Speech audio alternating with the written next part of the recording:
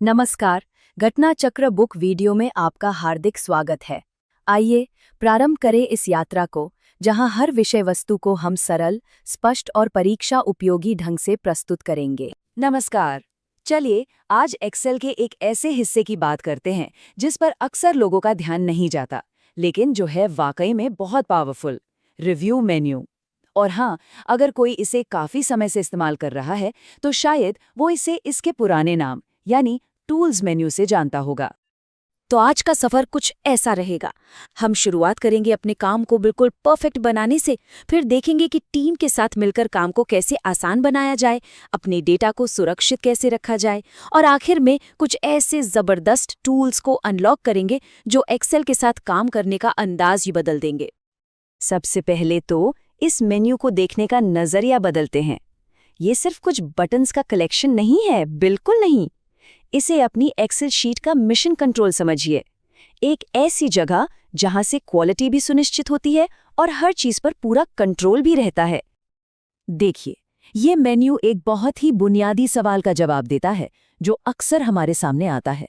ये कैसे पक्का किया जाए कि ये स्प्रेडशीट एकदम सही है, और खासकर तब जब इस पर एक से ज्यादा लोग काम कर रहे हों। ठीक है, तो पहला पड़ाव है परफेक्शन। चलिए ये पक्का करते हैं कि स्प्रेडशीट किसी और तक पहुंचने से पहले ही एकदम बेदाग, बिल्कुल शानदार दिखे। इसके लिए एक्सेल हमें 3 लाइफ सेवर देता है। एक है स्पेलिंग चेक, जो छोटी मोटी टाइपिंग की गलतियों को पकड़ लेता है। दूसरा है एरर चेकिंग, जो ये पक्का करता है कि सारे फॉर्मूले ठीक से काम कर रहे हैं। और तीसरा ऑटो करेक्ट, जो आम गलतियों को टाइप करते करते ही ठीक कर देता है। और इसका असर वो तो फौरन दिखता है, एक पल में गलती और अगले ही पल में सब कुछ प्रोफेशनल और सही। असल में यही छोटी छोटी चीजें हैं जो काम की क्वालिटी को बढ़ाती हैं और एक बहुत अच्छा इंप्रेशन डालती हैं। अच्छा, तो अब शीट तो एकदम परफेक्ट है, पर तब क्या होगा जब इसे टीम के साथ शेयर करना हो? बस यहीं से रिव्यू मेन्यू का असली जादू शुरू होता है। शेयर वर्कबुक फीचर तो एक गेम चेंजर है। सोचिए, अब हर कोई एक ही फाइल पर एक ही समय में काम कर सकता है। बार बार ईमेल करने और वो फाइनल वर्जन 2 रियली फाइनल वाली फाइल्स का झंझट ही खत्म। और सबसे अच्छी बात, कंट्रोल कहीं नहीं जाता।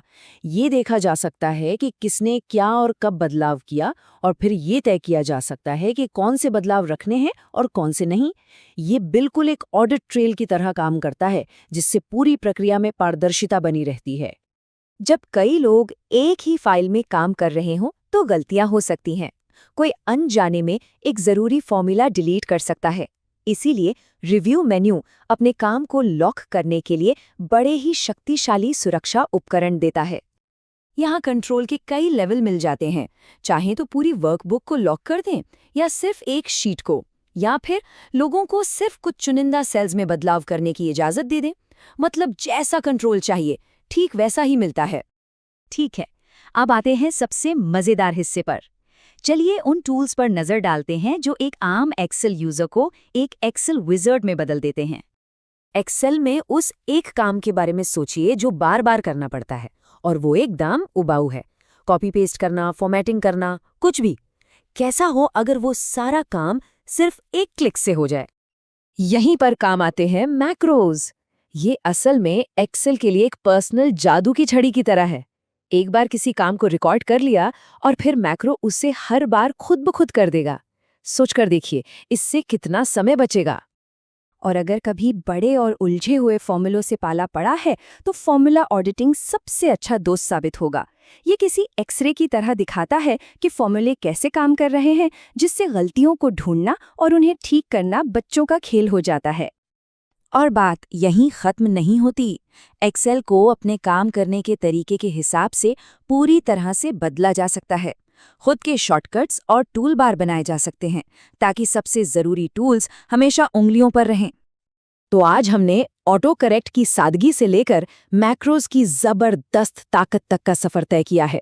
अब सोचने वाली बात यह है, इन सभी उपकरणों में से वो कौन सा एक टूल है जिसमें एक्सेल इस्तेमाल करने के तरीके को हमेशा के लिए बदल देने की सबसे ज्यादा क्षमता है।